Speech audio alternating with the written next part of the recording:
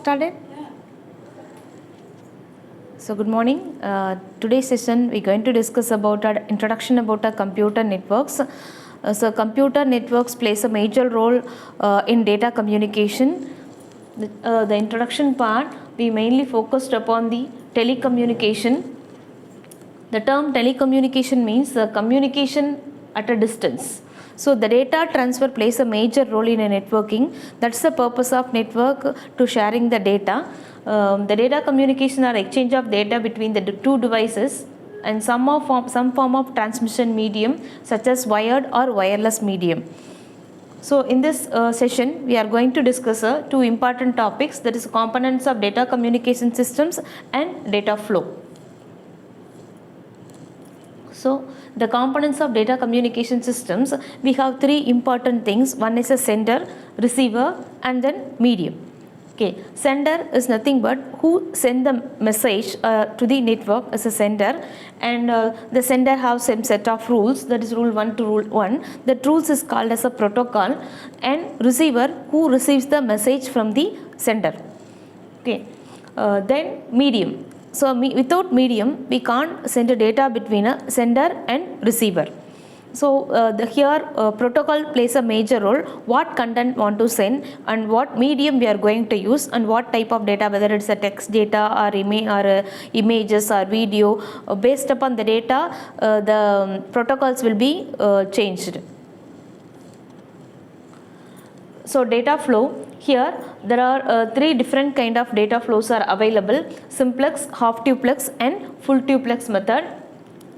How the data is taken to the sender to receiver, that is a data flow. In what way they communicate, whether the two-side communication or one-side communication. So that is nothing but a data flow.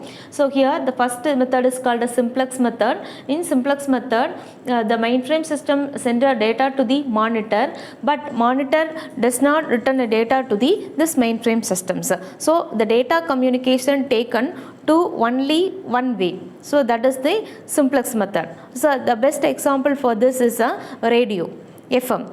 Okay, we can able to hear that, but we can't respond to that. So that is the simplex method example. Then next method is the half duplex. Half duplex is nothing but here have a station, two stations. Here we send a data in both the direction, but one condition is one person speaking, after completing the conversation only the next person can able to take the conversation. So this is the best example is a walkie-talkie. And the full duplex method is a best method what nowadays we are used in. That is we have two stations, we can able to transfer both the data in at the same time both the persons can make a conversation. There is telecommunication network, mobile phones, everything is an example for a full duplex method. Then network. So before enter into the data communication network, we must define what is a network. So the collection of systems connected with the wired or wireless medium is called as a network. Network is a set of devices often referred to as a node. Node may be a system or a mobile phones or a PCs or laptops, any kind, connected by communication links. A node can be a computer, printer or any other devices capable of sending and receiving a data generated by other nodes on the network. A link can be a cable, air, optical fiber or any medium which can transport a signal carrying informations. So what the topics we going to discuss under this network is network criteria, physical structure and different categories of a network. Network criteria. So network criteria is a performance, reliability and security. These are the network criteria. Depends on network elements. Performance of is depends upon the network elements and measured in terms of delay and throughput. So throughput is nothing but how much amount of input we are given to the particular if sending the data that will be received in the receiver side also what the sender sent, that is nothing but a throughput without any loss of data. And delay, without delaying, within a particular amount of time we can able to transfer the data between the two mediums called as a delay. So these two things measure the performance of a network. and reliability, failure rate of network components, and measured in terms of availability and robustness. So reliability is nothing but is error prone one. So your system must be error prone. So that's a good reliable systems. We can recover the errors while the day before that starting the transmission between two systems.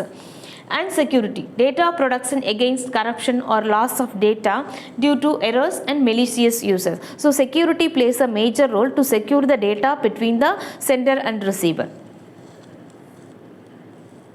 Physical structure.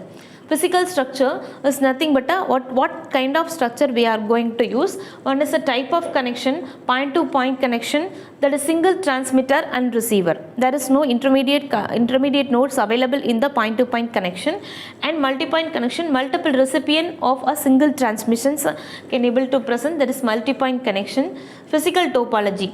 Physical topology, how your network looks like, that is a physical structure, connection of devices. Okay, type of transmission, maybe unicasting, multicasting or broadcasting. So that is a type of transmission. So these are the physical structures must consider before forming an any network.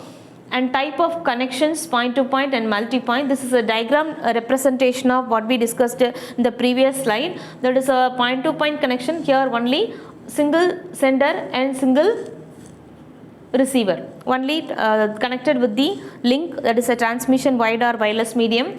And multi-point connection, in the link will be connected with the multiple nodes or multiple systems, is called a multi-point connection.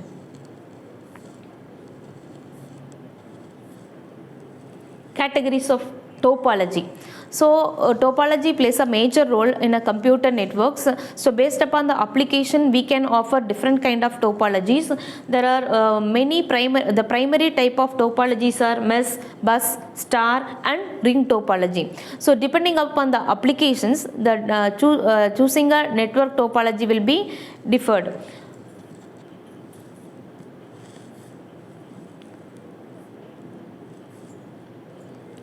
A fully connected mesh topology for 5 devices. Here there are 5 systems are available. Each system is connected with each other. The first station connected with the remaining 4 stations, second connected with the remaining 4.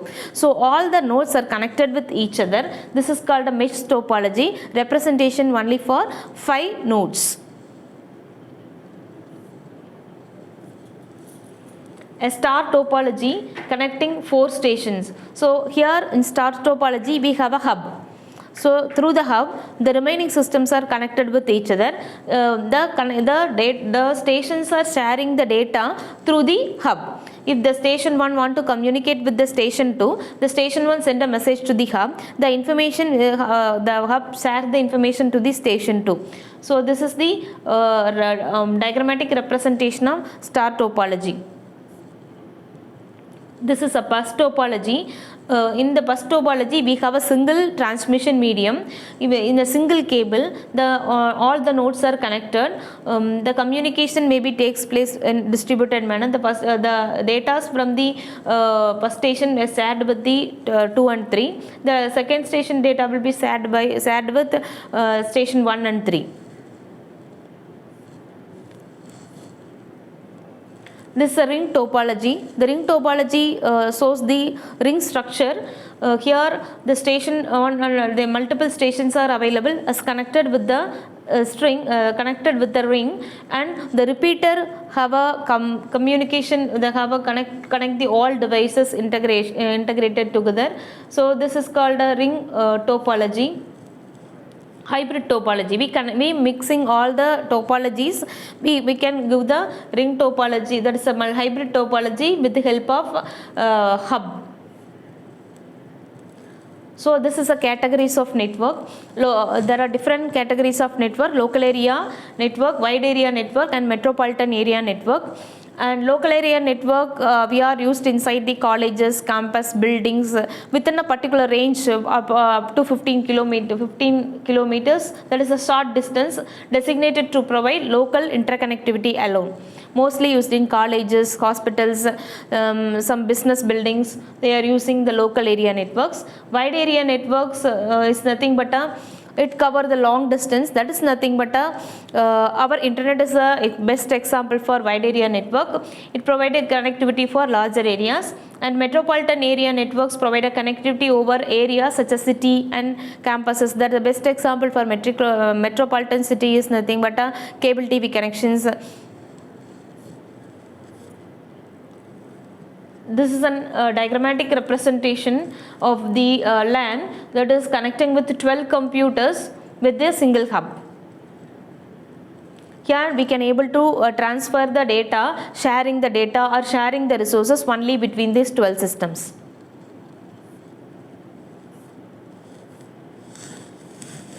So this is a WAN. So WAN connecting a networks of networks. So it will connect different networks with each other. Here we have different end systems are available. The end systems is connected with the switched WAN.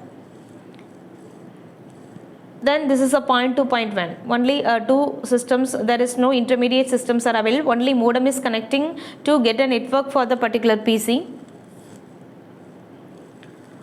A heterogeneous network made of 4 WANs and 2 LANs. So here there is a hybrid connections, network connection. LAN is connected with the WAN.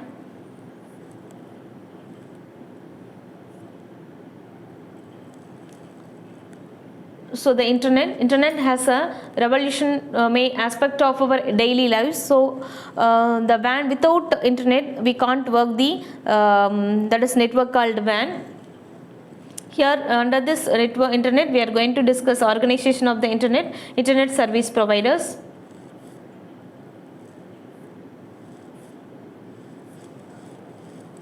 So hierarchical organization of the internet. Here national service provider. The national service provider provide an internet to the regional services, and regional service provider give an internet to the individual connections.